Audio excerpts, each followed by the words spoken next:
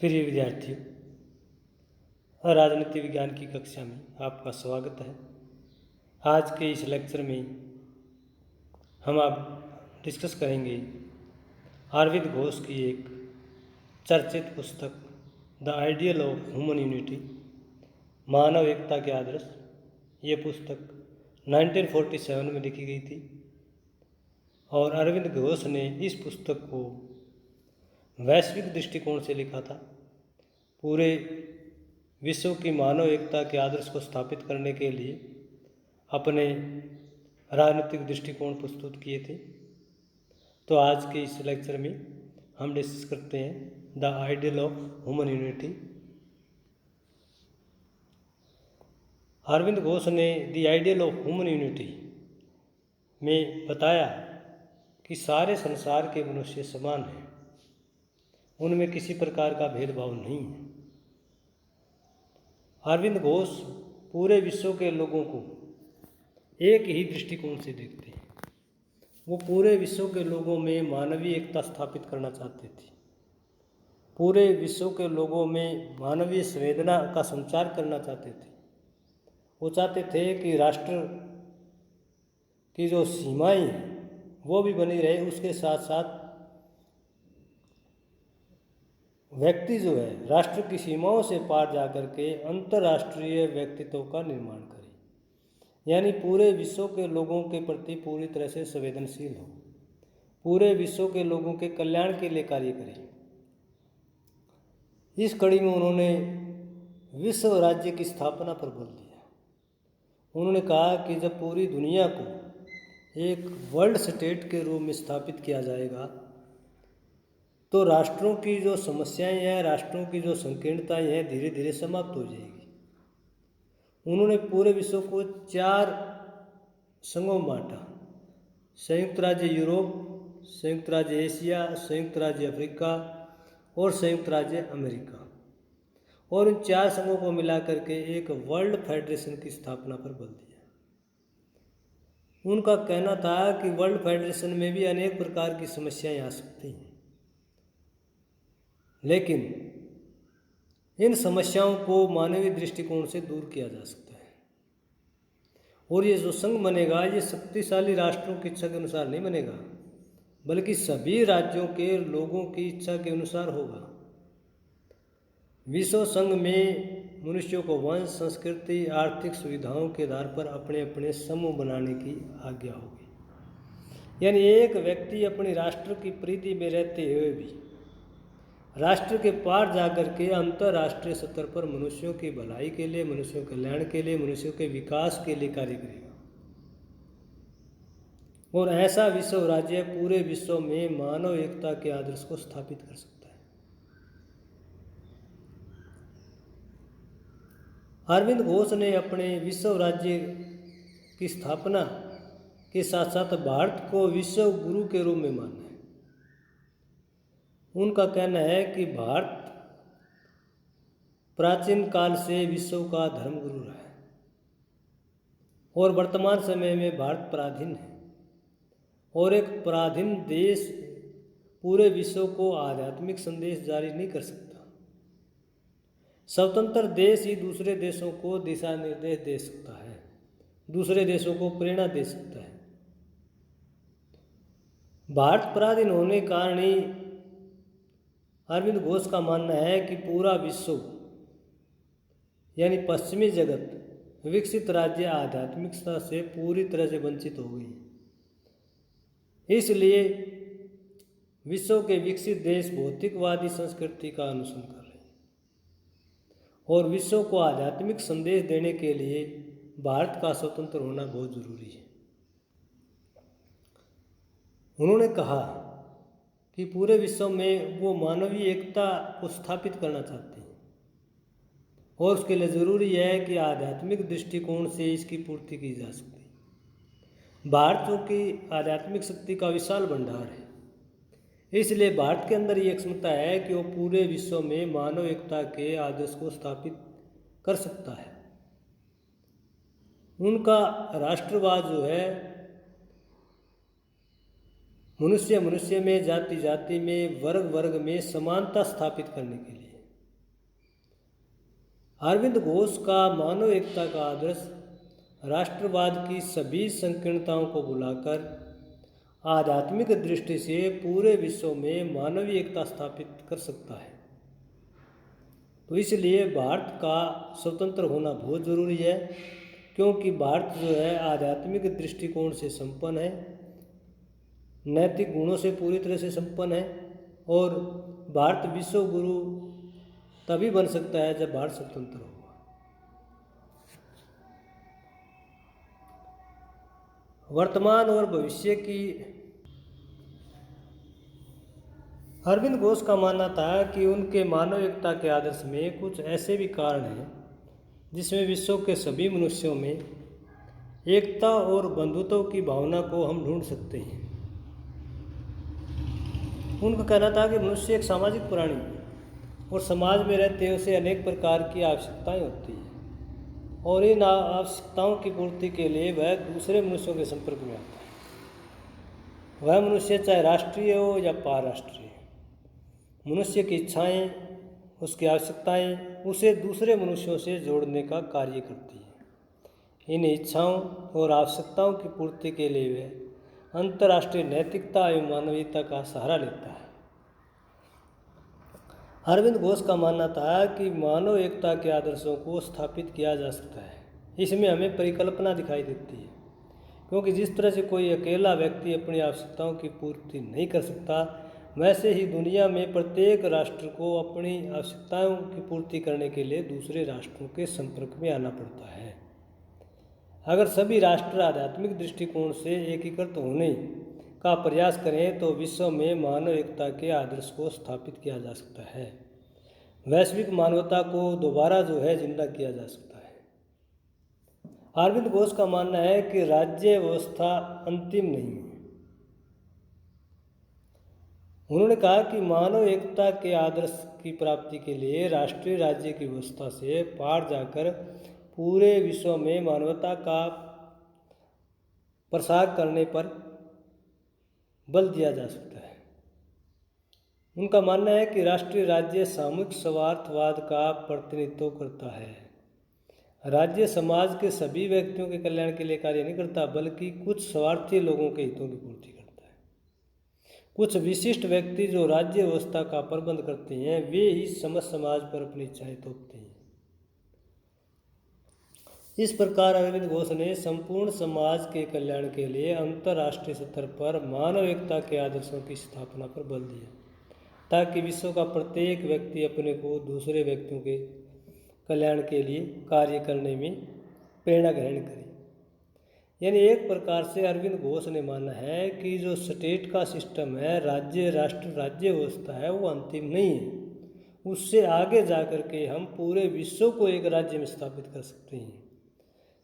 राज्यों की या राष्ट्रीय राज्यों की सीमाओं को समाप्त किया जा सकता है अगर मानवीय आधार और ज़्यादा मजबूत हो, विश्व के सभी राष्ट्र आध्यात्मिकता से परिपूर्ण हो, तो राष्ट्र राज्य की बाधाएं जो है कोई बहुत बड़ी बाधा नहीं है, क्योंकि राष्ट्रीय राज्य में राज्य के सभी लोगों के कल्याण के लिए कार्य नहीं किए जाते, बल्कि कुछ विशिष्ट लोगों या जो राज्यों का प्रबंध करते हैं उन्हीं के कल्याण के लिए कार्य किया जाता है। अरविंद घोष कहते हैं कि इसमें आध्यात्मिक एकता जो है वो प्रमुख आधार है। अरविंद घोष कहते हैं कि प्रत्येक मानव में नैतिकता के गुण विद्यमान हैं। प्रत्येक मानव अपनी आंतरिक शक्ति की पहचान करने की क्षमता रखता है। मानव की नैतिकता ही उसे अंतर्राष्ट्रीय व्यक्ति बनाती है। मनुष्य अपनी अंतरात्मा की आवाज़ के आधार पर ही दूसरे व्यक्तियों के साथ मधुर संबंध बनाता है। अंतरात्मा की आवाज़ के आधार पर ही मानव अच्छे और बुरे की पहचान करता है और नैतिक आधार पर वह पूरे विश्व को एक ही परिवार के रूप में मानता है। अरविंद घोष का मानना है कि पूरा विश्व आध्यात्मिकता की एकता के आधार पर मानव एकता के आदर्श को स्थापित कर सकता है। मानवता के धर्म का अभिप्राय यह है कि हम इस बात को अधिकाधिक अनुभव करें कि हम सभी में एक गुप्त आत्मा या ईश्वरीय सत्यता है और मानवता इस भूमि पर उस ईश्वरीय सत्यता का सर्वोच्च प्रतीक है। एवं मनुष्य तथा जाति ऐसे साधन है जिसके द्वारा ईश्वरीय सत्यता धीरे धीरे प्रकटीकरण होगा। मानवता के धर्म का अभिप्राय है कि इस गुप्त आत्मा के अस्तित्व के ज्ञान को जीवित रखने के लिए अधिकाधिक यत्न किए जाएं और इस भूमि पर ईश्वरीय आत्मा के अधिराज्य स्थापित किया जाए। यानी अरविंद घोष का मानना है कि पूरे विश्व के अंदर जो है मानवीय दृष्टिकोण से अध्ययन करें तो दुनिया के प्रत्येक मानव में कुछ सत्यताएं हैं। एक गुप्त आत्मा का, एक ईश्वरीय रचना का, एक ईश्वरीय प्रतीक हमें प्रत्येक व्यक्ति में दिखाई देता है। प्रत्येक व्यक्ति के अंदर वो सकारात्मक शक्ति है जो पूरे विश्व को एक कर सकती है, पूरे विश्व के लोगों को सामाजिक, आर्थिक, राजनीतिक दृष्टि से संगठित कर सकती है। इसलिए अरविंद घोष ने अपने विचारों में आध्यात्मिक एकता को प्रमुख आधार बनाया है। अरविंद घोष ने कहा कि संकीर्ण दृष्टिकोण की समाप्ति होनी चाहिए। उनका कहना है कि एक राष्ट्र में रह रहे लोग अपनी जाति, भाषा, धर्म, क्षेत्र की संकीर्णता को त्याग कर न केवल राष्ट्र की एकता स्थापित करने के लिए प्रयास करें बल्कि मानव संकीर्ण दृष्टिकोण से ही विश्व स्तर पर मानव एकता की स्थापना में बाधक है। यानी मानव का जाति के नाम पर, धर्म के नाम पर, भाषा के नाम पर, क्षेत्र के नाम पर जो संकीर्णताएं हैं, जो संकीर्ण सोच है, बिल्कुल सीमित सोच है, वहीं राष्ट्रीयता और अंतर्राष्ट्रीयता में बाधक है। अगर प्रत्येक मानव विशाल हृदय के साथ अपनी अंतरात्मा की आवाज़ पर मानवता की भलाई के लिए कार्य करे तो विश्व के सभी लोगों को एकीकृत किया जा सकता है, उनको जोड़ा जा सकता है, उनमें मानवीय संवेदनाएं स्थापित करके मानव एकता के आदर्श को स्थापित कर सकते हैं। अरविंद घोष मानते हैं कि मानव एकता का आदर्श तभी स्थापित हो सकता है जब सभी राष्ट्र स्वतंत्र हो। जब राष्ट्र ही स्वतंत्र नहीं है तो पूरे विश्व के लोगों को हम कैसे एक कर सकते हैं, पूरे विश्व के लोगों की भलाई के लिए कैसे कार्य कर सकते हैं। क्योंकि एक पराधीन, एक गुलाम राष्ट्र जो है अपनी स्वतंत्रता के बारे में सोचता है, मानवता की भलाई के लिए वो वैश्विक स्तर पर नहीं सोच पाता। और पराधीन राष्ट्र कभी भी अंतरात्मा की आवाज़ पहचान कर विश्व की मानव एकता के लिए प्रयास नहीं कर सकता, क्योंकि उसकी अंतरात्मा उसकी राष्ट्रीय सीमाओं में बंधी होती है। पहले वो राष्ट्र को आज़ाद करवाना चाहता है और जब उसका राष्ट्र आज़ाद होगा तब वो पूरे विश्व के बारे में सोचेगा, पूरे विश्व की मानवता के बारे में सोचेगा, पूरे विश्व के लोगों के कल्याण के बारे में सोचेगा, पूरे विश्व की मानव जाति की भलाई के बारे में सोचेगा। अरविंद घोष अंतर्राष्ट्रीयवाद के विकास पर भी बल देते हैं। उनका कहना है कि विश्व में प्रत्येक व्यक्ति आध्यात्मिक गुणों से भरपूर होता है, बस उसे ज़रूरत है तो उसके आध्यात्मिक गुणों को जागृत करने की है, आध्यात्मिक गुणों को उभारने की है। आध्यात्मिक प्रवृत्ति के आधार पर ही मनुष्य मानवता के कल्याण के लिए कार्य कर सकता है। घोष का मानना है कि मानवीय एकता का आदर्श मनुष्यों में अंतर्राष्ट्रीयवाद का विकास करता है और राष्ट्रवाद की संकुचित भावना से ऊपर उठकर विश्व के कल्याण के लिए प्रयास करता है।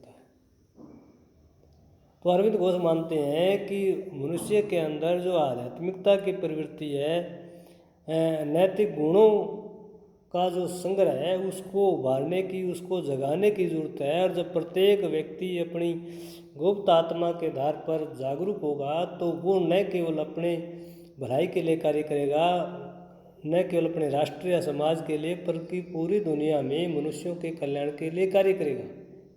क्योंकि आत्मा से आत्मा की एक पहचान होती है, उसका एक मिलन होता है, उसमें संवेदनाएं होती है और उन संवेदनाओं को अगर जगाया जाए तो विश्व में मानव एकता के आदर्शों को हम स्थापित कर सकते हैं। अरविंद घोष ये मानते हैं कि उसका मानव एकता का आदर्श है वो भेदभाव रहित है। वो किसी धर्म विशेष, किसी जाति विशेष, किसी क्षेत्र विशेष, किसी गोत्र विशेष या प्रजाति विशेष तक संबंधित नहीं है और वो मानव एकता के आदर्श की प्राप्ति के लिए हर प्रकार के भेदभावों को नज़रअंदाज करते हैं। अरविंद अपने मानव एकता के आदर्श में भौतिकवादी दृष्टिकोण की जगह मानवतावादी दृष्टिकोण अपनाते हैं। क्योंकि पश्चिमी जगत जो है वो भौतिकवादी दृष्टिकोण से अध्ययन करता है। पश्चिमी जगत हर राष्ट्र को भौतिक दृष्टिकोण के नज़रिए से देखता है, वो अपना आर्थिक हित सुरक्षित रखना चाहता है। अगर विश्व का हर राष्ट्र मानवीय दृष्टिकोण के आधार पर दूसरे राष्ट्रों के साथ व्यवहार करे तो अंतर्राष्ट्रीय स्तर पर हम मानव एकता के आदर्श को स्थापित कर सकते हैं। तो आज का हमारा ये लेक्चर था अरविंद घोष के मानव एकता के आदर्श। ये उनकी एक महत्वपूर्ण रचना है, the ideal of human unity, और 1947 में लिखी गई इस पुस्तक में उन्होंने अपने जीवन के अंतिम वर्षों में जीवन के जितने अनुभव थे उन अनुभवों को इस पुस्तक में उन्होंने संग्रह के रूप में लिया। आरंभ में उनका जो जीवन था वो राजनीतिक था, धीरे धीरे उनका राजनीतिक जीवन से अभिमुखीकरण होकर के आध्यात्मिक जीवन में कन्वर्ट हो गया। जीवन के अंतिम वर्षों में वो पांडिचेरी आश्रम में रहे, और पांडिचेरी आश्रम में रह करके उन्होंने अपना ध्यान जो है ईश्वर में लगाया, आध्यात्मिकता में लगाया, और उन्होंने पूरे विश्व की एकता के लिए, पूरे विश्व की मानवता की भलाई के लिए, मानवता के कल्याण के लिए इस पुस्तक की रचना की थी कि कैसे हम भारतीय नहीं पूरे विश्व के लोगों को जागृत कर सकते हैं, एकीकृत कर सकते हैं, संगठित कर सकते हैं, उनमें मानवीय संवेदनाओं का संचार कर सकते हैं। और अरविंद घोष मानते हैं ये तभी संभव है जब भारत स्वतंत्र होगा। भारत एक आध्यात्मिकता का विशाल भंडार है, और इतिहास में भारत विश्व का धार्मिक गुरु रहा है, नेतृत्व किया है भारत ने आध्यात्मिक दृष्टिकोण से। लेकिन आज भारत पराधीन है, तो इसलिए विश्व का आध्यात्मिक नेतृत्व नहीं कर सकता। इसलिए विश्व के सभी राष्ट्र भारत के आध्यात्मिक भंडार से पूरी तरह से वंचित हैं। विश्व के विकसित देश, पश्चिम के देश भौतिकवादी संस्कृति का अनुसरण कर रहे हैं। अगर वो भारत को आज़ाद कर देते हैं, भारत स्वतंत्र हो जाता है, तो भारत जो है मानवतावादी संस्कृति का पूरे विश्व में प्रचार प्रसार कर सकता है। तो अरविंद घोष के आध्यात्मिक दृष्टिकोण पर आधारित ये मानव एकता के आदर्श का लेक्चर आपको कैसा लगा कमेंट करके ज़रूर बताइएगा। अगर आपको ये लेक्चर पसंद आता है तो अपने मित्रों के साथ इसे लाइक कीजिए, शेयर कीजिए, और चैनल को सब्सक्राइब करना न भूलिए, क्योंकि आने वाली हर नई वीडियो आपके पास जो है आसानी से मिल सके। धन्यवाद।